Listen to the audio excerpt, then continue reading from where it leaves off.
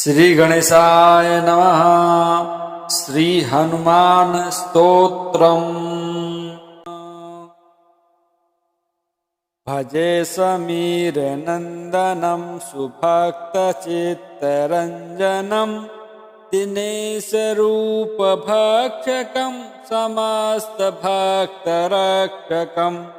सुकंठकार्यसाधकं विपक्षपक्षबाधकं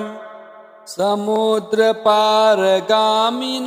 नमामि सिद्धकामिनं सुसंकितं सुकंठभुक्तवानह्योहितं वचस्त्वमासु धैर्यमाश्रयात्र वो भयं कदापि न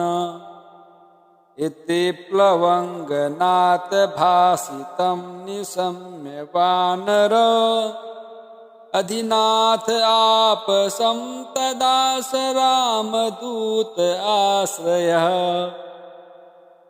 सुदीर्घबाहुलोचनेन पुच्छगुच्छशोभिना भुजद्वयेन सोदरीं निजांसयुग्ममास्थितौ कृतौ हि कौसलाधिपौ कपीशराजसन्निधौ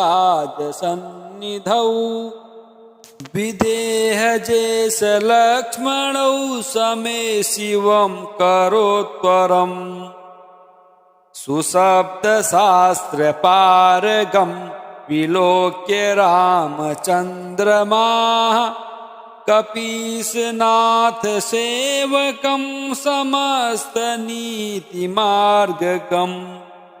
प्रशस्य लक्ष्मणं प्रति प्रलम्ब बाहुभूषितः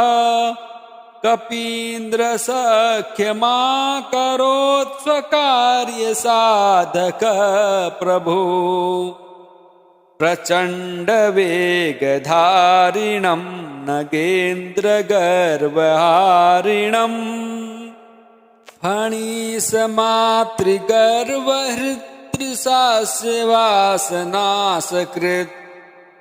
विभीषणेन सख्यकृत् विदेहजातितापहृत् सुकण्ठकार्यसाधकं नमामि यातुधातकम् नमामि पुष्पमौलिनं सुवर्णवर्णधारिणं गदायुधेन भूषितं किरीटकुण्डलान्वितं सुपुच्छगुच्छतुच्छलङ्कदाहकं सुनायकं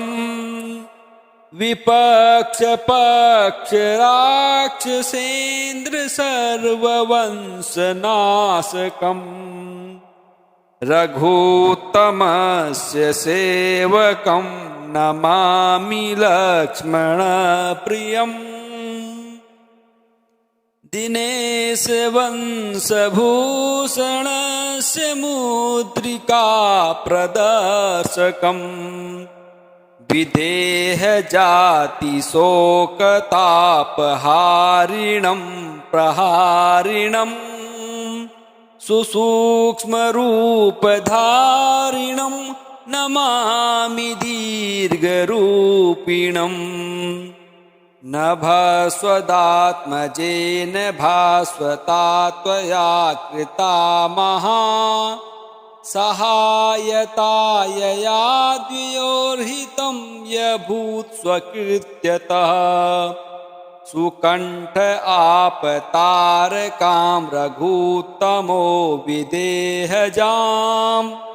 निपात्य वालिनं प्रभुस्ततो दशाननं खलम् इमं स्तवं कुजेन्यः पठेत् सुचेतसा नरः कपीशनाथ सेवको भुनक्ति सर्वसम्पदा प्लवंगराज सत्कृपा कटाक्ष भाजन सदा न शत्रुतो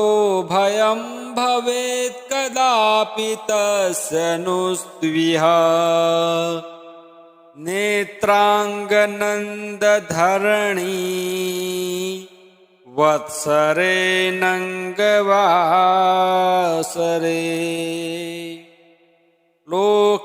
लोकेश्वराख्य भट्टेन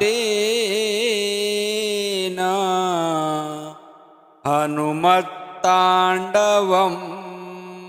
कृतम् भजे समीरनन्दनं सुभक्तचित्तरञ्जनं दिनेशरूपभक्षकं समस्तभक्तरक्षकं सुकण्ठकार्यसाधकं विपक्षपक्षबाधकं समुद्रपारगामिनं नमामि सिद्धकामिनं सुसङ्कितं सुकण्ठभुक्तवानह्योहितं वचस्त्वमासु धैर्यमाश्रयात्र वो भयं कदापि न इति प्लवङ्गनाथ भासितं निशम्य वानर अधिनाथ आपसं तदा स रामदूत आश्रयः सुदीर्घबाहुलोचनेन पुच्छगुच्छशोभिना भुजद्वयेन सोदरीं निजांसयुग्ममास्थितौ कृतौ हि कौसलाधिपौ कपीशराजसन्निधौ विदेहजेशलक्ष्मणौ समे शिवं करोत्वरम् सुशब्दशास्त्रपारगं विलोक्य रामचन्द्रमाः कपीशनाथसेवकं समस्तनीतिमार्गकं प्रशस्य लक्ष्मणं प्रति प्रलम्बबाहुभूषितः कपीन्द्रसख्यमाकरोत् स्वकार्यसाधक प्रभो प्रचण्डवेगधारिणं नगेन्द्रगर्वहारिणं फणिसमातृगर्वहृत्रिशास्यवासनाशकृत् विभीषणेन सख्यकृत् विदेहजातितापहृत् सुकण्ठकार्यसाधकं नमामि यातुधातकम् नमामि पुष्पमौलिनं सुवर्णवर्णधारिणं गदायुधेन भूषितं किरीटकुण्डलान्वितं सुपुच्छगुच्छतुच्छलङ्कदाहकं सुनायकं विपक्षपक्षराक्षसेन्द्रसर्ववंशनाशकम् रघुत्तमस्य सेवकं नमामि लक्ष्मणप्रियम्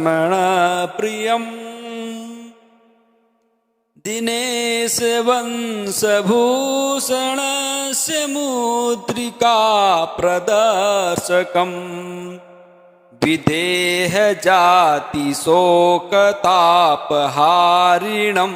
प्रहारिणं सुसूक्ष्मरूपधारिणं नमामि दीर्घरूपिणम् नभस्वदात्मजेन भास्वता त्वया कृता महा सहायतायया द्वयोर्हितं यभूत् स्वकृत्यतः सुकण्ठ आपतारकां रघुत्तमो विदेहजां निपात्यवालिनं प्रभुस्ततो दशाननं खलम् इमं स्तवं कुजेन्यः पठेत् सुचेतसा नरः कपीसनाथ सेवको भुनक्ति सर्वसम्पदा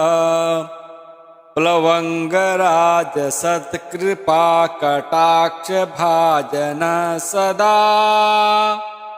न शत्रुतो भयं भवेत् कदापि तस्य नुस्त्विह नेत्रांगनन्दधरणी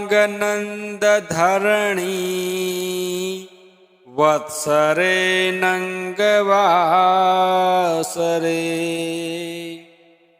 लोकेश्वराख्य भट्टेन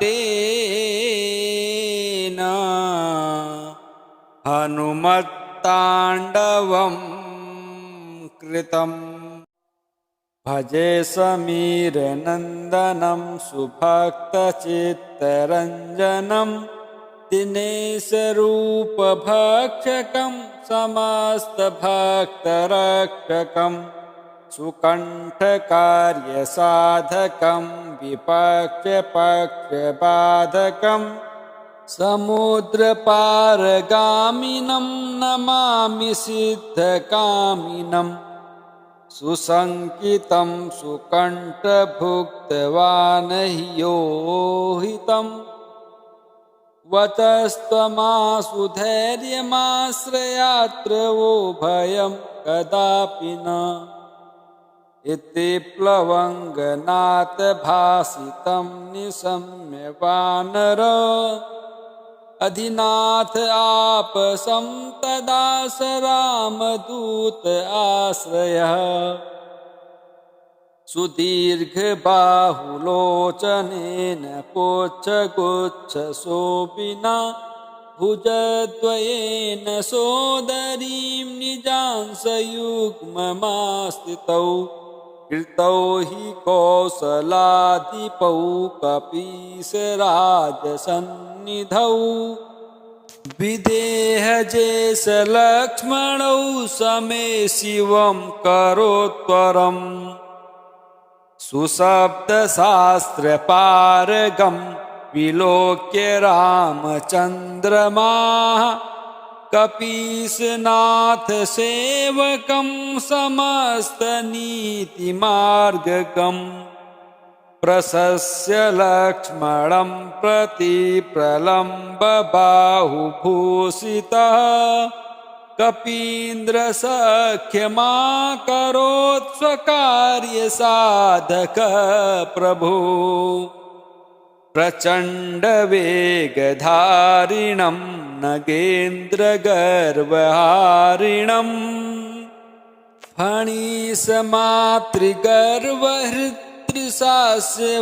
फणिसमातृगर्वहृत्रिशास्यवासनाशकृत् विभीषणेन सख्यकृत् विदेहजातितापहृत् सुकण्ठकार्यसाधकं नमामि यातुधातकम् नमामि पुष्पमौलिनं सुवर्णवर्णधारिणं गदायुधेन भूषितं किरीटकुण्डलान्वितम् सुपुच्छगुच्छतुच्छलङ्कदाहकं सुनायकं विपक्षपक्षराक्षसेन्द्र सर्ववंशनाशकम् रघुत्तमस्य सेवकं नमामि लक्ष्मणप्रियम्